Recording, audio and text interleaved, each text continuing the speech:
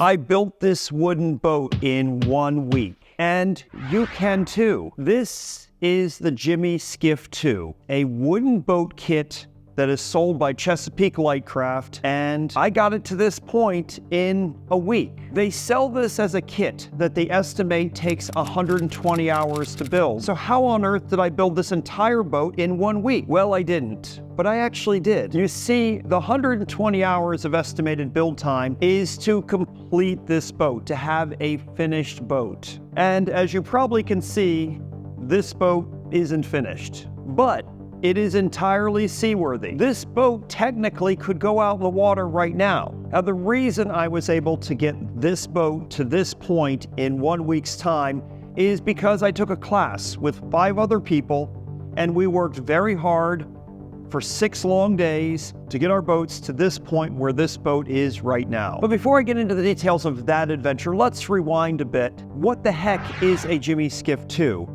And then I'll cover the various ways of how people can actually build this particular kit in this boat. And I'll share how I got this boat to this point in 1 week's time, and then I'll talk about the next steps that I'm going to do with this particular boat. First of all, what is a Jimmy Skiff II? The Jimmy Skiff II is a wooden boat kit sold by Chesapeake Light Craft, and it is listed under their boats as a sailboat. But the neat thing about the Jimmy Skiff II is it's designed to be able to be rowed, sailed, or motored.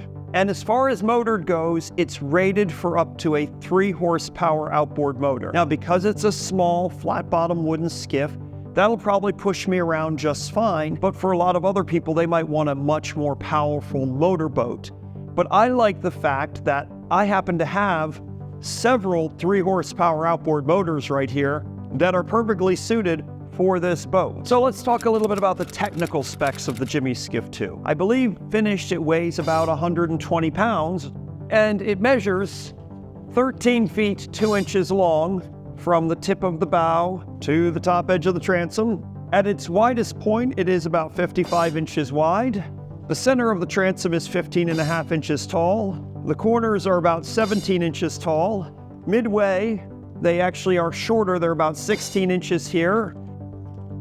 And the bow measures about 20 inches. As opposed to an aluminum boat, it has benches that run along the length of the boat instead of across the boat. And that's one of the things that I personally really like. I think it'll be more suitable for the things that I want to be able to do with this boat. The build is designed to be able to work with all the configurations, and the kit comes with the mounts and the oar locks to be able to put oars in, and it comes with thwarts, which are the benches that go across here for being able to row the boat. It also comes with some of the elements for putting a sail kit on it, but not everything.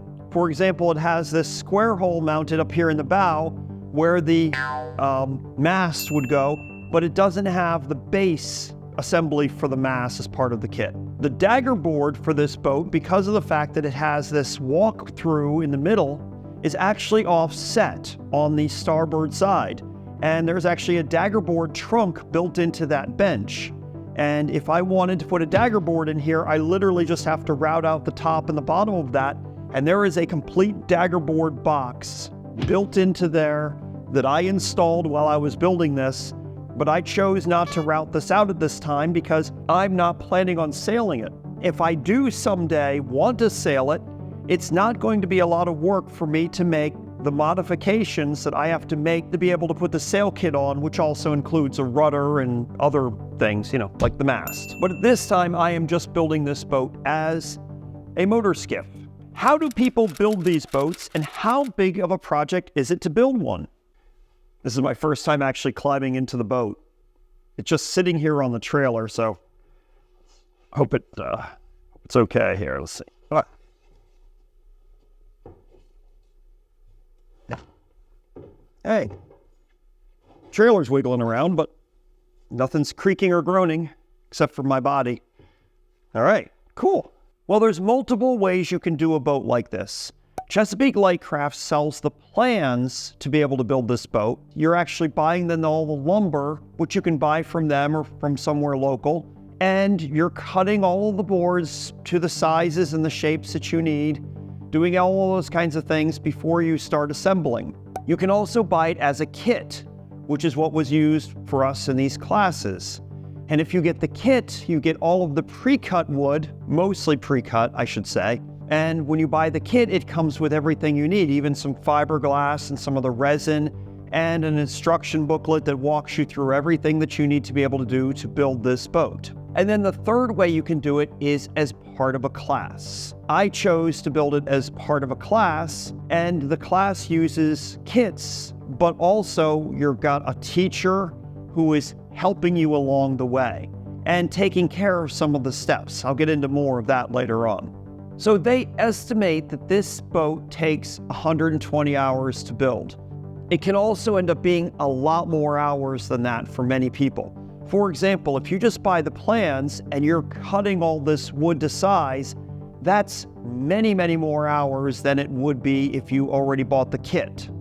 In addition, your woodworking skills, the space you have to work, and your tools can have a lot to do with that. So considering my class time last week, if that was about 60 hours, essentially I have 60 hours left to work with this boat. And one of the reasons why the class stops at the point where the whole boat is completely assembled and it's just the finish work is because the amount of finish work everybody does can vary, and how much time they want to spend in the little detail aspects of it can vary as well. For example, if somebody wants to leave this transom to be wood, but they want it to have a matte finish, it needs to have 2 coats of resin put on there, sanded between each coat with different grits of sandpaper, and then 2 coats of gloss varnish put on there, which is UV protection, and of course sanded between those coats, and then ultimately a satin coat of varnish put over top of it if you wanted to have a nice satin wood finish. But all of those coats are going to take time, and the amount of sanding and prep work you do between those coats and doing them in the right kind of environment and keeping your work area clean is going to impact how many hours it takes just to do an area like this. So if somebody is just painting every surface in their boat, the amount of steps involved and hours involved in the finish work is far less than if somebody is varnishing the whole entire boat. One of the things I noticed is that when I was in class, sometimes we would complete a step. If I was at home, I would have thought to myself, that's enough for today. I don't need to complete any more steps today. Which brings me to my next chapter, which is building this boat in a class or workshop environment. So the build that I did for this was in a classroom environment, and it was sponsored by Wooden Boat School. Now, without getting too complicated into it, there is a website called Wooden Boat School. They're the people who also do Wooden Boat Magazine. They have a school up in Maine. Chesapeake Light Craft is in Annapolis, Maryland, and they have a boat building workshop in Maryland. There are also some other affiliated schools and museums that are nonprofits that both Wooden Boat School and Chesapeake Light Craft work with throughout the country to build small boats. They only offer a couple times a year, I think, classes to build the Jimmy Skiff II. And there happened to be one going on in Annapolis, which is very close to me, sponsored by Wooden Boat School in April of this year, and that's what I chose to do, because if I bought the kit and brought it home, it would take me months and months to get a boat to this point. There's some of you that could buy a kit, open up the instruction booklet, and when you read about mixing the resin and the wood flour to a consistency of peanut butter, you can read that instruction one time and get out your mixing cup, and you can start mixing that up, and you're confident and you're ready to go, and you're doing fillet joints instantly. For people like me, and maybe like a lot of you who are watching this, doing a build like this in a classroom situation is very beneficial because you've got somebody to bounce off of whenever you have doubts about how a piece fits, or how your mixture is, or whether or not something is straight, or which side you should put up or down whenever you're assembling components. In addition, the classroom environment with 6 of us all building the exact same boat, doing the same steps at the same time, we were able to work with each other and work off of each other. We also were able to have that extra set of hands on a lot of things where we needed it. Another great advantage of doing it in the class is that our instructor prepared a lot of elements for us ahead of time. So for example, one of the things that he had done is he had pre-glued our puzzle joints. Now, I'll admit that I was 1% disappointed that it had already been done, because that seems like a fun part, putting together those puzzle joints. He explained to us that if we were doing the puzzle joints ourselves, that would essentially be one of the major things we would have done on day one.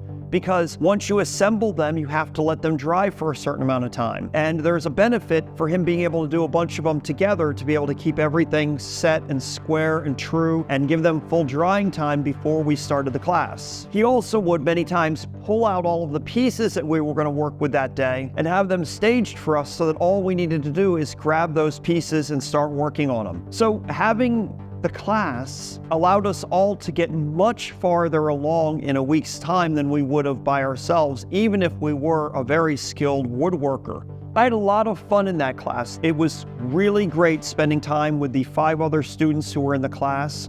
We actually all have an email group together with us and the instructor, and we're posting updates to each other about our progress since we're getting home. And of course, we've all just got our boats home, so none of us have really made any progress yet. I was the only person in this class who was actually from Maryland. All of the other people in the class were from other areas of the country, and they came from other walks of life with other backgrounds and experiences. And it was really nice getting to spend time with them, because some of them were very knowledgeable about sailing. Some of them were very knowledgeable about woodworking, and some of them, like me, were very new to a lot of this, but we all worked together as a team.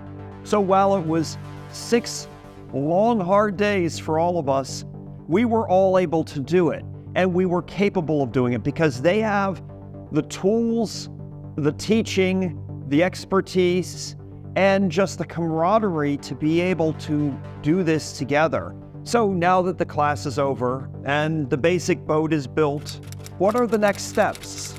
Well, in terms of hours of labor, this boat is actually only about 50% complete, maybe 60%.